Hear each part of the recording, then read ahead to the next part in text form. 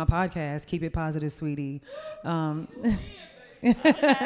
Crazy that, man, we started in 2023. God. We are in season 10 already. Yeah. Girl, you been yapping. Yes, honey. Listen, the thing is with podcasting and anybody who is trying to get into that space, you have to keep it going. Yeah. So like seasons normally last about 12 episodes, and then you got to be ready for the next season. It's no like months or you got to keep it going to keep their attention and to keep the community growing. So that's how we got to 10 in 3 years. Yeah.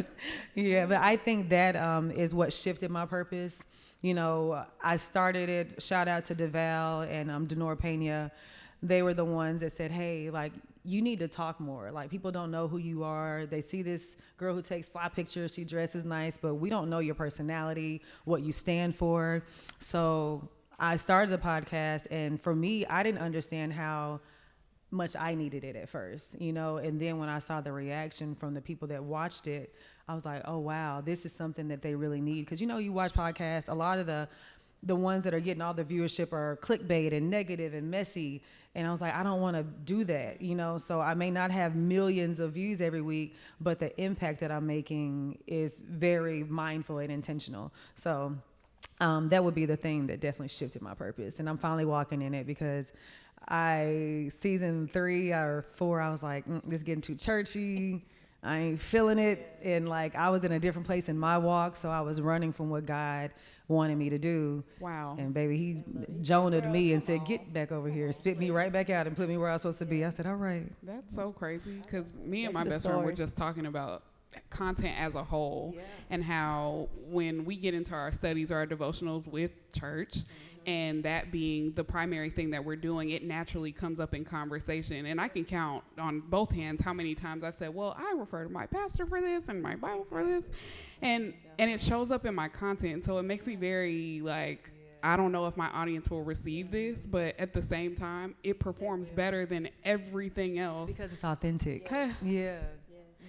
So did you ever struggle with authenticity along the way? Like when you got to this is too churchy, who had to pull you out of that and just say, just keep going? Because I know for me, making content gets stale.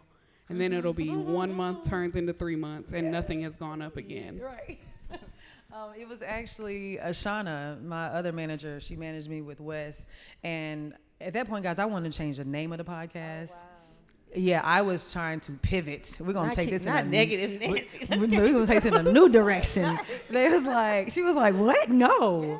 And I was like, I feel like it needs a rebrand, a refresh. It was nothing but the enemy. Yeah. And we sat down and talked, and I was like, all right. I said, I won't change the name of it, but I do want to have I want everybody to be welcomed. I do love the Lord, but I want balance. And it was so funny. I had Young Dro on. And shout out Young Dro. Yeah, shout out to Young Dro. Yes, and somebody just reposted this. I literally broke down in the middle of the episode. He was talking about his overdose, and when he came back, he was like, God told him, you're going to go back in the studio, but you're not going to rap the same. He was like, I'm giving you a new voice. And I was like, I was like, God is so good. And he was like, what? And I was like, I've been running from this. And I was like, I just wanted to change everything. And I was like, and he keeps chasing me down. He shows up, and Young Joe was the messenger that day. Yeah, so it's a real thing. A hood anthem gonna always bring you through. Okay. Wow.